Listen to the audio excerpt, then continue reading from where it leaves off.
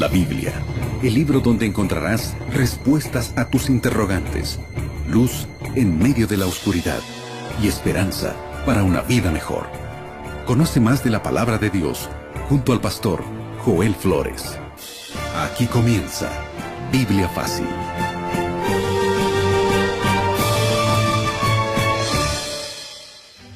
Y así comenzamos el último capítulo de Biblia Fácil en esta temporada, Evidencias. Todo aquello que comienza tiene un final y este es el final de esta temporada. Durante estas lecciones o en los capítulos anteriores ya hemos visto diversos temas tratados desde el punto de vista de la ciencia, de la filosofía, pero finalmente encontramos respuestas consistentes en la palabra de Dios que sin duda fortalecen nuestra fe y nuestra esperanza en Dios. Bienvenido a este último capítulo, nos alegra poder saber de que estás allí del otro lado, sintonizando el programa y como siempre, con Biblia en mano, con disposición en el corazón, con papel y lápiz allí para poder registrar algunas cosas interesantes para nuestra vida. Nuestro abrazo para ti, nuestra gratitud también por habernos acompañado durante todo este periodo aquí en Biblia Fácil. Quiero agradecerte y también quiero saludar a Aileen, con quien compartimos este espacio. ¿Cómo estás, Aileen? Muy bien, Pastor Joel, qué gusto poder saludarlo y saludar a nuestros amigos que nos han acompañado a lo largo de toda esta temporada aquí en Biblia Fácil. Sin duda ha sido una caminata de mucho aprendizaje. Juntos hemos ido creciendo espiritualmente y quédate con nosotros porque hoy vamos a cerrar con broche de oro esta temporada titulada Evidencias. Así es, y nosotros tenemos un material exclusivo y especial para que tú puedas solicitarlo. Se trata del curso bíblico Evidencias, que hoy está disponible y totalmente gratis. Así es, Pastor Joel, amigos, tengo este hermosísimo material en mis manos, el curso bíblico titulado Evidencias. Es el material, es el curso bíblico que hemos estudiado, hemos desarrollado durante toda esta temporada aquí en Biblia Fácil. Y si aún tú no lo tienes, si aún no lo solicitaste, bueno, este es el momento para poder obtener este material que es un regalo de nuevo tiempo para ti. Está a tu disposición de forma totalmente gratuita. Y Pastor Joel, nuestros amigos simplemente tienen que solicitarlo. Solicitarlo es muy práctico y muy sencillo y puedes hacerlo a través de nuestro número de WhatsApp, que es el +5512 98100 1460, +5512 98100 1460, o también ingresando a nuestro sitio web estudielabiblia.com. Quiero que prestes atención a la siguiente información. ¿Sabes que durante muchos siglos el racionalismo ha defendido la idea de que las personas inteligentes necesitan ser secularizadas, o mejor, no tener ninguna creencia sobre Dios y abandonar el lado espiritual? Porque obviamente lo más importante es lo racional. Por eso es que ahí viene la discusión de que aquel que es más inteligente, aquel que es académico, necesita ser casi necesariamente ateo, que ya hemos visto durante toda esta temporada que eso no tiene ningún sentido, ningún valor al comparar la fe y la razón. ¿Por qué? De paso que la fe también es racional. No es racionalista, pero es racional, porque está basada en evidencias claras y en un fundamento seguro. Sin embargo, ¿tú sabías que esa tendencia ha cambiado? La tendencia de personas inteligentes necesariamente necesitan ser secularizadas hoy ha cambiado por una nueva estrategia. Y yo llamo a esto una estrategia diabólica sutil, porque ahora se piensa, y la tendencia es que las personas inteligentes necesitan ser espirituales, ya no más secularizadas. Presta atención y tú puedes decir, pero ¿dónde está el peligro? Eso es la mayor ventaja, la mayor bendición. Sí, solo que ahí hay un apéndice. Y ese apéndice es que inclusive tú puedes buscar una espiritualidad secularizada. Entonces, ¿cómo es que podemos juntar lo secular con lo espiritual? Si es que esto tiene algún sentido. Y es lo que me llama la atención, y ahí es donde yo digo que Satanás está de manera sutil llevando a una persona brillante, una persona académica, a decir, está bien, Ya no voy a desechar toda la fe, pero yo puedo ser una persona espiritual secular. ¿Y qué significa una espiritualidad secularizada? Significa una búsqueda espiritual sin religión. Y esto cada vez está creciendo más. Yo no necesito una religión, no necesito ser religioso, pero soy un ser espiritual. Y esto lo vas a escuchar a menudo y es una tendencia muy fuerte. Los que defienden esta filosofía de espiritualidad, ellos de manera elegante presentan la espiritualidad secularizada, que está basada en 3 cosas. Número 1, un mejor relacionamiento con el medio ambiente, con la naturaleza. Y eso es bonito, porque desde el punto de vista cristiano, también esto necesita ser así. Pero aquí no está Dios en primer lugar, sino está tu relación con el medio ambiente. ¿Cómo te relacionas con la naturaleza? Número 2, tu relación con el prójimo pero basada en el humanismo. Y número 3, contigo mismo.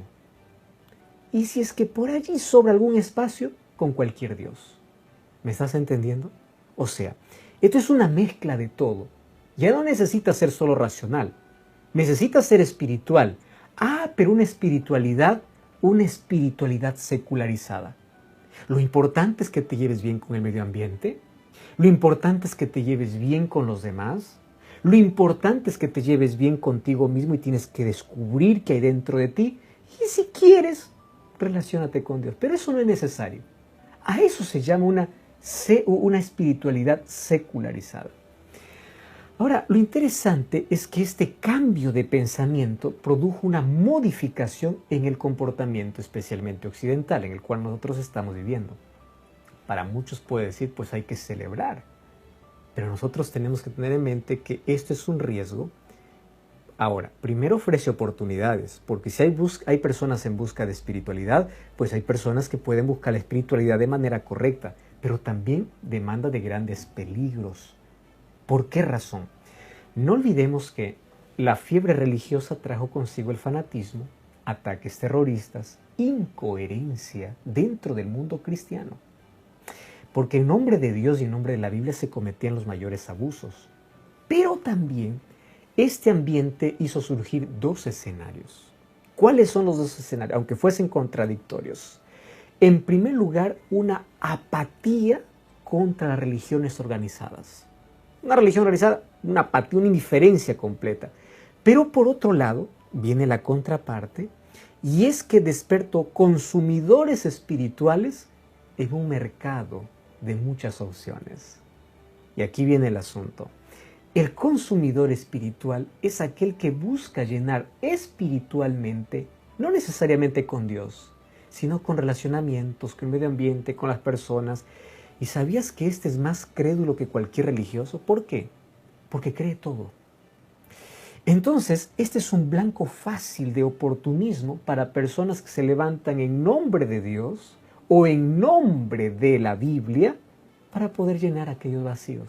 Como la gente está buscando algo espiritual, creen a cualquiera que se levante diciendo yo vengo de parte de Dios.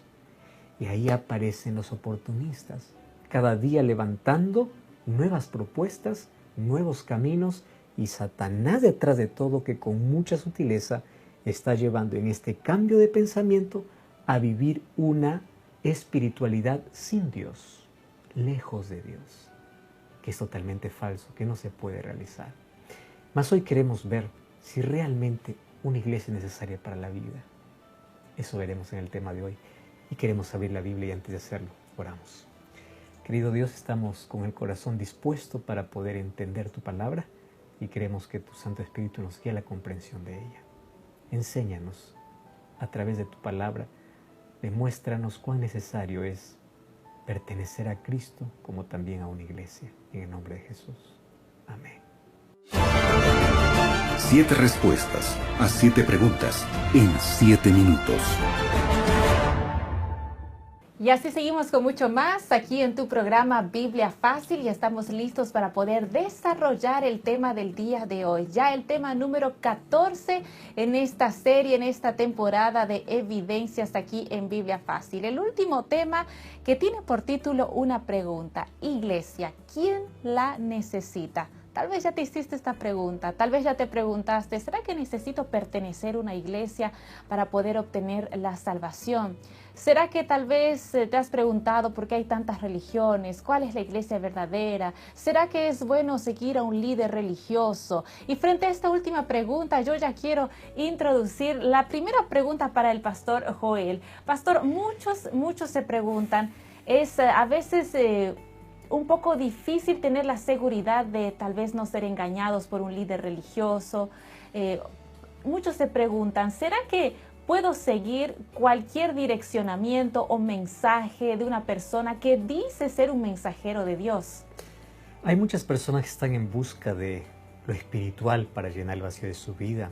Y ahí caen en la primera trampa, porque eso es la oportunidad para muchos inclusive comercializar el evangelio, colocar ciertas cosas que no tienen nada que ver con la Biblia a cambio de el dinero de la persona. Y la persona está dispuesta a dar todo por ingenuidad o porque está buscando realmente algo para su vida. ¿Sabes que en los días de Pablo ya habían problemas semejantes a esto? Y ahí podemos extraer algunos principios. Por ejemplo, Pablo, cuando hablaba acerca de su fidelidad, del cumplimiento de su llamado al ministerio, él lo contrastó con lo que hacían los otros. Y él incluso comparó con lo que otros ya hacían en su tiempo, aquellos que usaban la palabra de Dios de manera deshonesta y de manera ilegal. Y Pablo dice que esto lo hacían en secreto. Y él inclusive comparó a aquellos con los comerciantes deshonestos de su tiempo. Porque en el tiempo de Pablo, por ejemplo, ellos vendían el vino adulterado. Antes de poder venderlo, ellos mezclaban, lo adulteraban y mezclaban, ya no era más lo puro. Y Pablo está tomando una imagen que se vivía dentro del mundo secular y lo trae para el mundo espiritual para decir, así hay muchos que están adulterando también la verdad. Por ejemplo, Plinio el Viejo, que vivió entre los años 23 al 79 después de Cristo, él ya hablaba de mucho vino falsificado dentro de Roma. Pablo no está usando esta ilustración para resaltar el vino, sino para resaltar cómo hay gente malintencionada que para sacar provecho de la necesidad, pues adulteran las cosas.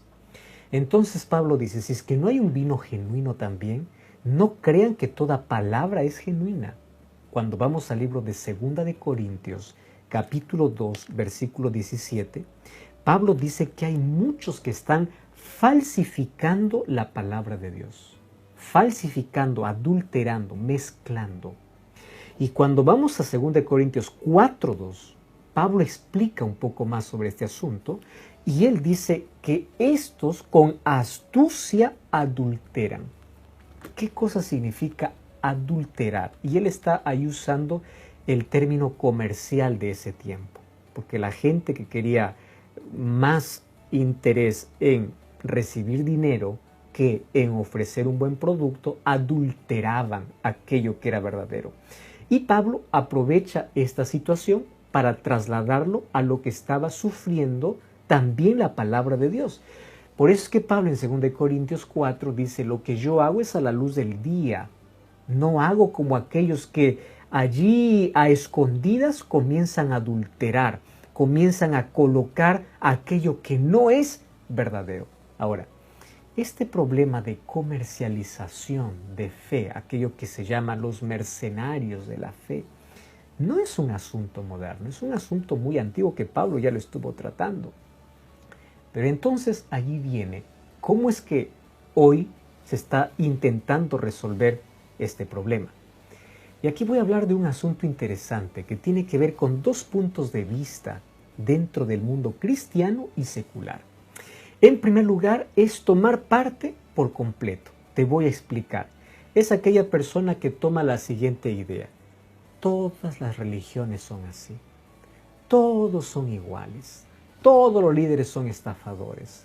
Todos son igualitos. Eso es un pensamiento que no tiene sentido.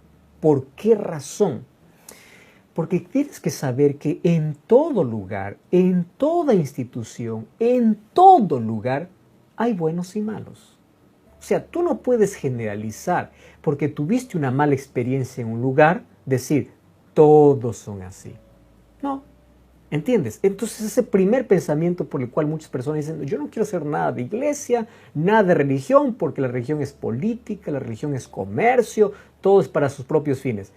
Tú no tienes que generalizar. ¿Por qué? En las instituciones ocurre lo mismo. En todo lugar ocurre lo mismo. Ahora, tú sabes que no necesariamente aquellos que reciben un salario por estar envueltos en la palabra de Dios son mercenarios de la fe. Porque esa es otra idea que necesitas descartar. ¿Por qué? Porque ya en los días de Pablo, por ejemplo, habían personas que se dedicaban a la predicación del Evangelio en base a los diezmos que se recolectaba de las personas. ¿Y por qué razón? Aun cuando Pablo se negó a recibir eso y él prefería trabajar y predicar aparte, trabajar aparte y no recibir de los diezmos, Pablo mismo ya enseña en 1 Corintios 9:14, así ordenó el Señor que los que anuncien el Evangelio vivan del Evangelio. ¿Por qué? Porque esto era parte de la orden que Dios ya había instituido desde el Antiguo Testamento. Eso no está mal. Ahora, pensemos de otra manera. Uno puede decir, pues bueno, hay personas que se dedican a esto y ellos viven de esto y son estafadores. No lo son. Ellos se dedican a eso. ¿Quién es un estafador? Aquel que comienza a negociar la fe bajo promesas falsas. Aquel que te dice, mira, yo te voy a vender un milagro a cambio de dinero. Yo voy a orar a cambio de dinero. Yo te voy a vender un aceite bendito para que se cure tus enfermedades. Eso es una comercialización. Pero que alguien viva de el Evangelio, en este caso de los diezmos, porque se dedica exclusivamente a eso, es más o menos como, ¿de dónde sale el salario de los asistentes sociales, de los profesores, de los médicos y abogados del sector público? Dime de dónde. De tus propios impuestos. ¿Entiendes? O sea, ¿alguna vez tú te has detenido a pensar si esos profesionales usan ese dinero correctamente? No. Pero obviamente al pagar tus impuestos tú estás pagando eso. Ahora, los medios siempre presentan escándalos de corrupción, especialmente en el sector público. Pero eso no significa que todos los que trabajan allí son así. Todos son corruptos. Hay gente honesta. ¿Me estás entendiendo? Lo mismo sucede en la religión. Así como en el Estado, cuando pagas tus impuestos y hay un acto de corrupción, tú no puedes decir todos son corruptos. Hay gente honesta. Así también, cuando tú veas a una persona que se dedica a la predicación del Evangelio y se sustenta por el diezmo, no puedes decir, todos son así, todos son iguales porque tuviste una mala experiencia. La idea detrás de este principio religioso de poder mantener personas de la misma fe es igual a los funcionarios públicos, porque son personas que se dedican de manera exclusiva a eso. Claro que, obviamente, que cuando se trata de un asunto religioso, de un escándalo en nombre de Dios, causa mayor estrago emocional, sí. Mayor estrago que algún escándalo por parte del gobierno. Pero recuerdas que para que haya un escándalo por parte del gobierno, también se mueve dinero y ese dinero fueron parte de tus impuestos. Esto hace que mucha gente tenga un rechazo, primero con las instituciones públicas, pero también con la iglesia. ¿Por qué? Porque su pensamiento es generalizar. Todos son así. Y no es así. Número 2, también nosotros entendemos que por eso es que hay personas que dicen, yo soy cristiano sin iglesia. Y esto obviamente es una tendencia que cada vez va aumentando. Personas que dicen, yo amo a Jesús, pero no quiero nada con una organización, nada con una institución. Esto ya viene desde antes, por ejemplo, en Alemania, en la década del 70, 1970, era común un grito diciendo así, Jesús sí, iglesia no. Y este grito era entonado por los jóvenes y hoy especialmente también por los jóvenes. Quiero de Jesús, nada con una iglesia. ¿Por qué? En primer lugar, porque está tu pensamiento de que todos son estafadores, de que todos malgastan el dinero, de que todos trabajan suciamente. y tienes que aprender a diferenciar. Y al hablar acerca de diezmo, probablemente hay muchos que ya han tenido una experiencia desagradable en alguna organización y por eso están tildando de que todos son así. Presta atención, no todos son así. Nosotros ya hemos hablado en otra temporada exclusivamente sobre el diezmo y el uso que se da dentro de la Iglesia Adventista del Séptimo Día, que es totalmente diferente a lo que muchos probablemente lo den. Entonces, primero quiero que saques de tu mente la idea de generalizar, de que porque tuviste una experiencia de que alguien comercializaba la fe, de que alguien abusaba de la inocencia de los demás, de que todos son así. No es así. Eso es una creencia limitante que te impide tener un mejor relacionamiento con Dios. Precisamente, pastor, tal vez por esas experiencias un poco negativas es por las que muchas personas dicen, no quiero ir a una iglesia, no quiero tener ningún tipo de conexión con ningún tipo de religión, pero yo creo en Dios. Y son sinceros, dicen, yo creo en Dios, sigo las enseñanzas de Jesús, soy buena persona. Aquí viene la pregunta, ¿será que es necesario pertenecer a una iglesia, tal vez, como dicen muchos, para obtener la salvación? ¿Será que es necesario ir a un hospital cuando estoy enfermo si hay más enfermos? Partiendo de la lógica y partiendo de la Biblia, es necesario. Y la iglesia cumple un rol importante dentro del plan de salvación.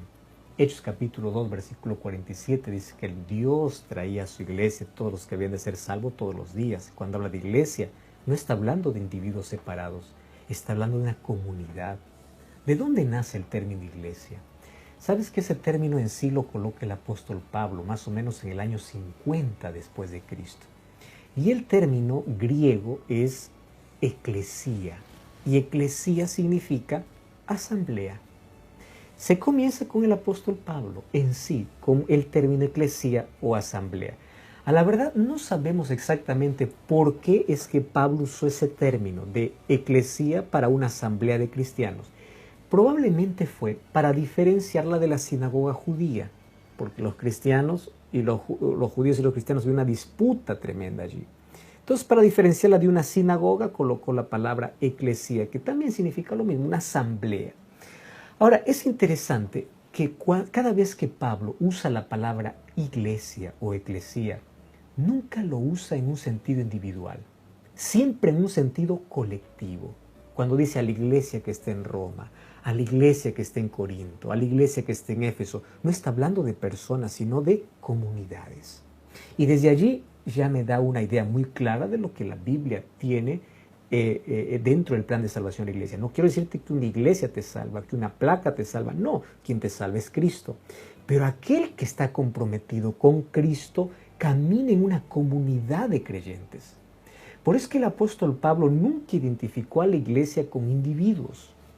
Inclusive, dentro del mundo griego, la palabra eclesía incluso fue prestada, significa una agrupación organizada, desde su propio contexto, desde su propio origen de la palabra.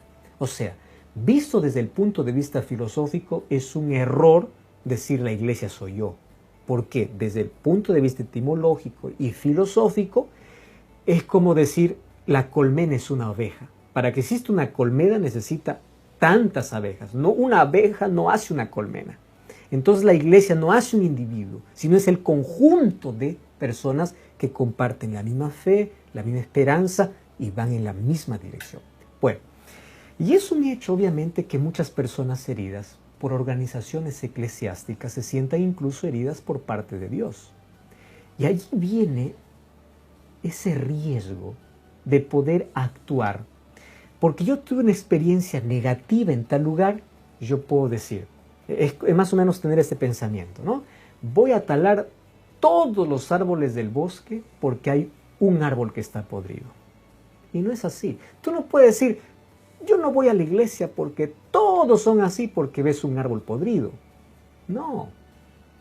Dentro de la iglesia hay gente buena y gente mala. Puede ser que tú hayas tenido decepción por parte del líder, por parte del pastor, pero tú no puedes catalogar ahora dentro de la iglesia diciendo yo no voy porque todos son así, por eso mejor yo estoy fuera. No, eso es ilógico. Ahora, número 2, esto es llevarte al victimismo y a la generalización típica de un adolescente. ¿Qué cosa dice un adolescente cuando la chica le decepcionó o el chico le decepcionó? Todos son iguales.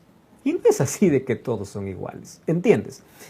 Por otro lado, están aquellos que siempre van a ser críticos, aquellos que siempre tienen veneno para dar. Esos críticos son aquellos que tienen el síndrome de Mesías. Aquel que dice, mira, aquel que está exponiendo siempre los errores de la organización.